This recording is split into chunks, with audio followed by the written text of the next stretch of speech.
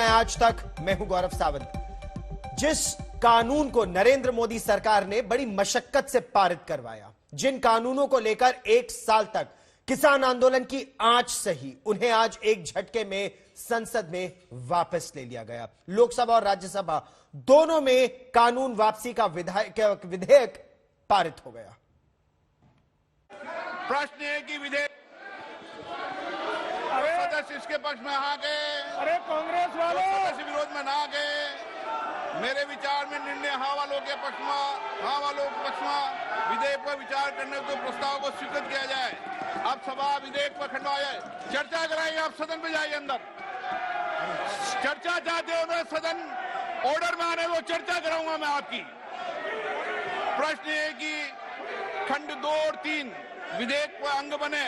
जो सदस्य इसके पक्ष में आ गए, जो सदस्य विरोध में ना गए। मेरे विचार में निर्णय हाँ वालों के पक्ष में खंड 2 और 3 विधेयक। मैं चर्चा कराने को तैयार हूं, आप माहौल को ठीक कीजिए। मैं मना कर रहा हूं कि चर्चा करने को। आपको पर्याप्त समय, पर्याप्त अवसर दूंगा, लेकिन बेल में आने के बाद चर्चा नहीं होती कभी विधेयक पर। नो, गलत तरीका। प्रश्न है कि विधेयक खंड 1 विधेयक सूत्र अधिनियम सूत्र विधेयक का पूरा नाम विधेयक का अंग बने। जो सदस्य इसके पक्ष में आ गए, जो सदस्य विरोध में ना गए। मेरे विचार में निर्णय हाँ वालों के पक्ष में। प्रश्न 1 अधिनियम शुद्ध विधेयक का पूरा नाम विधेयक का अंग है। मंत्री जी प्रस्ताव करेंगे विधेयक को पारित किया जाए। अध्यक्ष महोदय, मैं प्रस्ताव करता हूँ विधेयक पारित किया जाए। The farm law repeal bill 2021 was passed by Lok Sabha taken into consideration. Those in favor will please say aye. Those against will please say no. I think the ayes have it. The motion is adopted. We shall now take up clause by clause consideration of the bill. Clauses 2 and 3 stand part of the bill. Those in favor will please say aye. Those against will please say no. I think the ayes have it. Clauses 2 and 3 are adopted. Clause 1, the enacting formula and the title stand part of the bill. Those in favor will please say aye. Those against will please say no. I think the ayes have it. Clause 1, the enacting formula and the title are adopted. Shri Nayan Singh Tomar to move that the bill be passed. सभापति महोदय, मैं प्रस्ताव Motion moved that the bill be passed. The question is that the bill be passed. Those in favor will please say aye. Those against will please say no. I think the ayes have it. The bill is passed.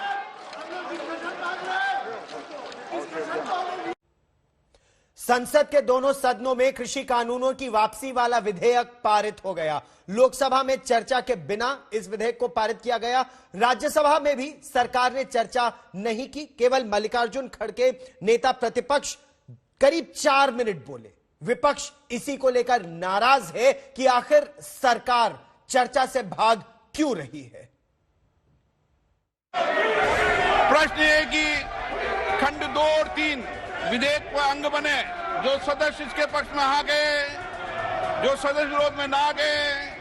मेरे विचार में निर्णय हाँ वालों के पक्ष में खंड 2 और 3 विधेयक। मैं चर्चा कराने को तैयार हूं, आप माहौल को ठीक कीजिए। मैं मना कर रहा हूं कि चर्चा करने को। आपको पर्याप्त समय, पर्याप्त अवसर दूंगा, लेकिन बेल में आने के बाद चर्चा नहीं होती कभी विधेयक पर। नो, गलत तरीका। प्रश्न है कि विधेयक विपक्ष चर्चा चिल्लाता रहा और स्पीकर ने आनंद फानन में विधेयक को बहस की बाधा दौड़ से निकालकर पारित बता दिया।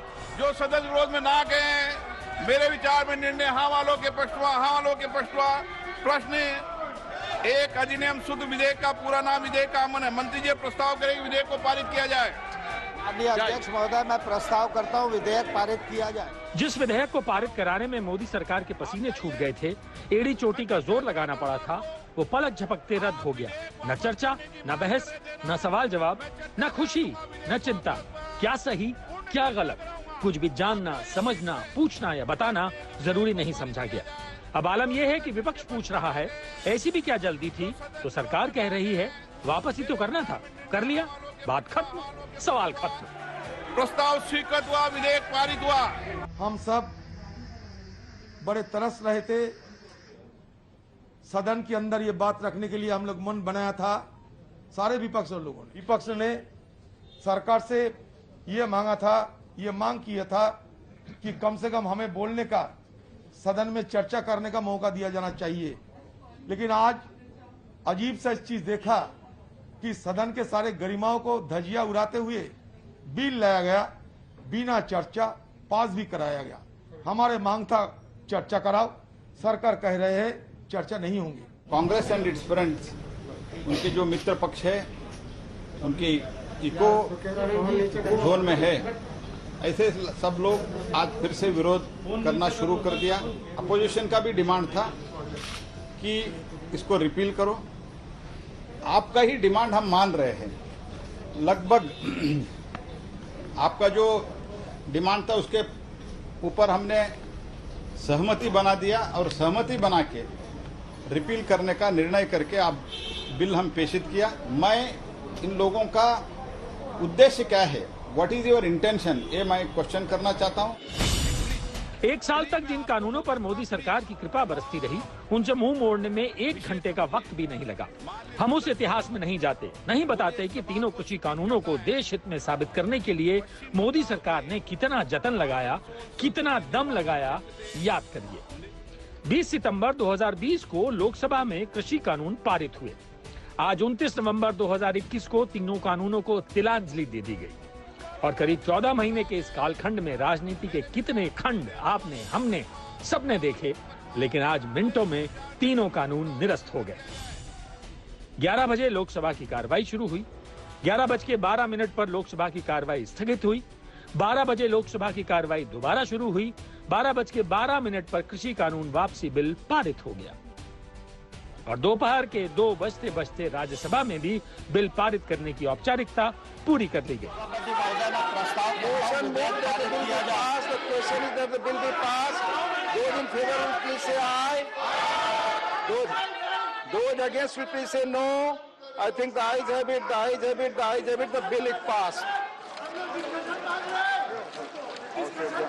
विधेयक जिस तेजी से पारित कराया गया उससे विपक्ष नाराज है, जो कि समझ में आता है। ये नाराजगी मोदी सरकार को घेरने का एक और आसान मौका चूक जाने को लेकर है। लेकिन यहाँ सवाल संवैधानिक और संसदीय प्रक्रिया का भी है।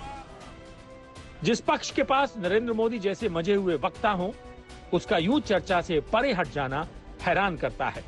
शायद रणनीति यही है कि जिस मोर्चे से पहले ही कदम खींच लिया, उस पर डटने का क्या औचित्य। हिमांशु मिश्रा के साथ अशोक सिंघल, दिल्ली, आज तक। और कृषि कानूनों की वापसी पर राहुल गांधी ने कहा कि ये किसानों की, गरीबों की, मजदूरों की सफलता है। लेकिन बिना चर्चा के विधेयक पारित करना यह दिखाता है कि सरकार चर्चा से कृषि कानूनों को आखिर लाई क्यों। इस प्रश्न का उत्तर देने से सरकार डर रही है, घबरा रही है। मगर जिस प्रकार से ये कानून रद्द किए गए, बिना कोई डिस्कशन, पार्लियामेंट में इसके बारे में चर्चा नहीं होने दी, ये दिखाता है कि सरकार डिस्कशन से डरती है और दिखाता है कि सरकार जानती है कि उन्होंने गलत काम किया और सरकार डरती है। डिस्कशन जो हमारे किसान भाई शहीद हुए उनके बारे में है, वो जो 700 किसान जिन्होंने अपनी जान दी उनके बारे में डिस्कशन होना था। डिस्कशन ये भी होना था कि ये जो किसानों के खिलाफ कानून बनाए गए, इसके पीछे किसकी शक्ति थी, कौन सी शक्ति थी, ये क्यों किए जा रहे थे, क्यों बनाए गए। डिस्कशन एमएसपी पे भी होना था और जो किसानों की समस्या है उस पे होना था। लखीमपुर खेरी और इनके जो होम मिनिस्टर हैं उन पर डिस्कशन होना था, वो तो सरकार ने होने नहीं दिया। मगर सरकार के दिमाग में थोड़ा सा कंफ्यूजन है।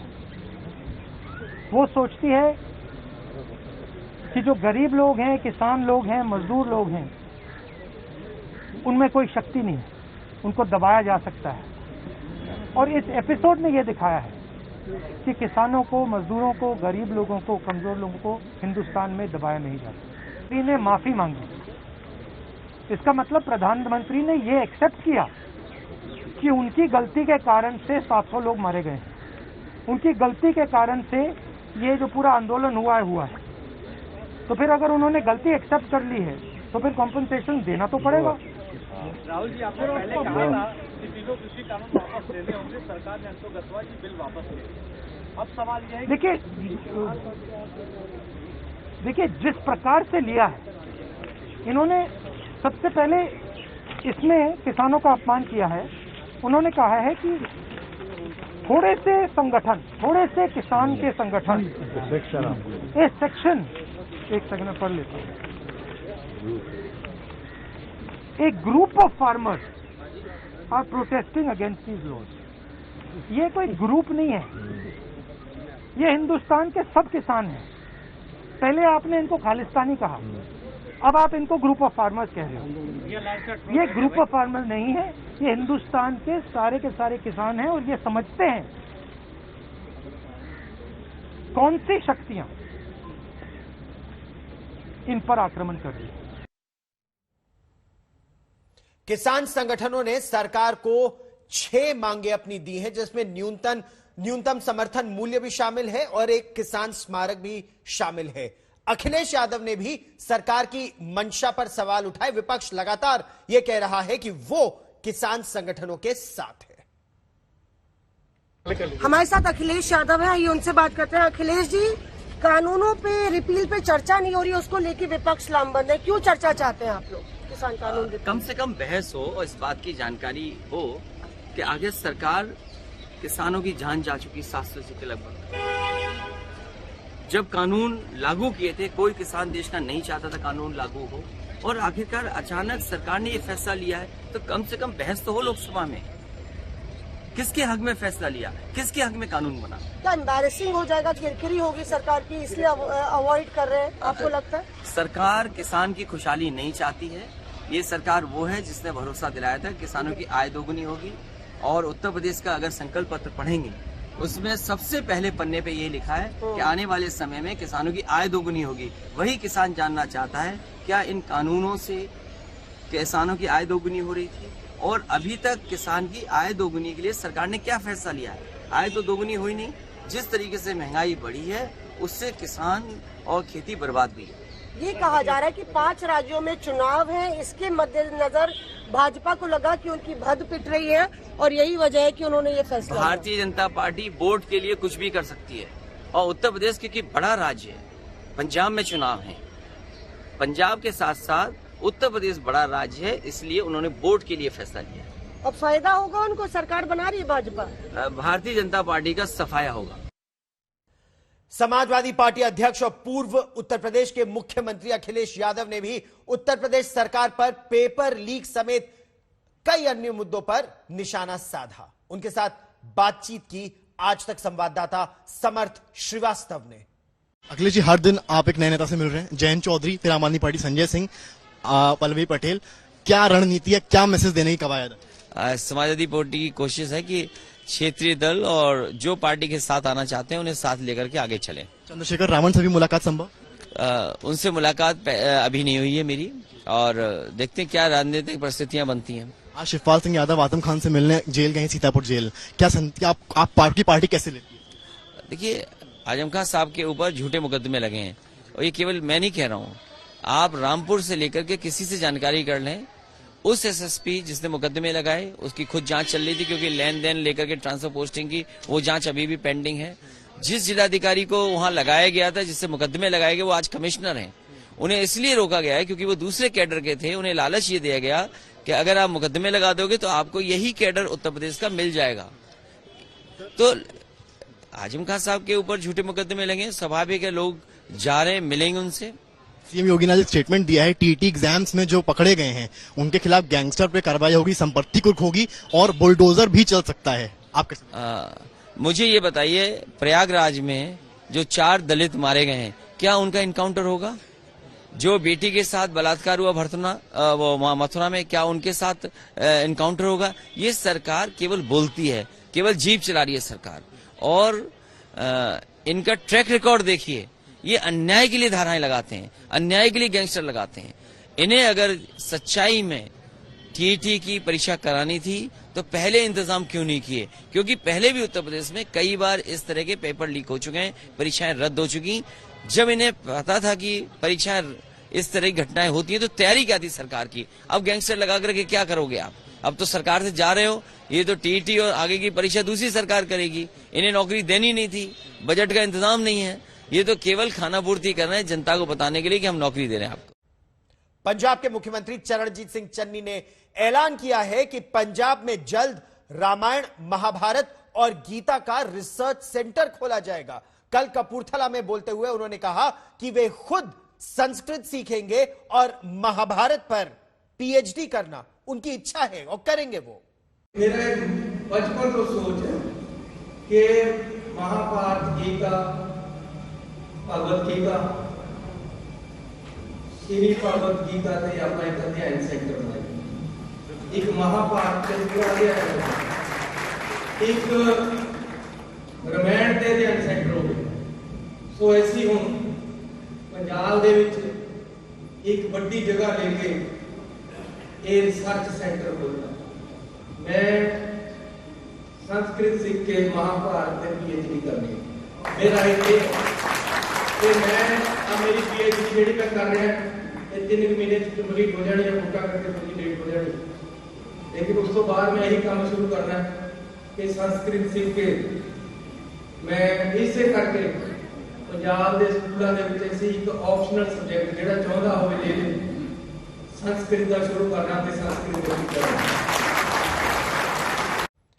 महंगाई से परेशान आम जनता पर सरकार अब महंगाई की एक नई किश्त थोपने की तैयारी में है। जीएसटी काउंसिल द्वारा बनाई गई एक विशेष समिति ने जीएसटी के स्लैब में बदलाव का प्रस्ताव दिया है। इन बदलावों से सरकार की झोली में तो 3 लाख करोड़ रुपए आने का दावा किया जा रहा है, लेकिन इससे आम लोगों की जरूरत की काफी चीजें और महंगी हो जाएंगी।